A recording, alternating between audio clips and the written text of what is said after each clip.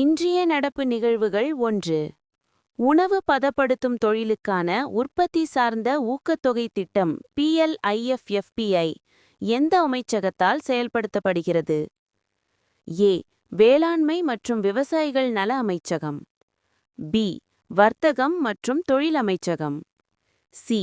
உணவு பதப்படுத்தும் தொழில்கள் அமைச்சகம். டி. நிதி அமைச்சகம்.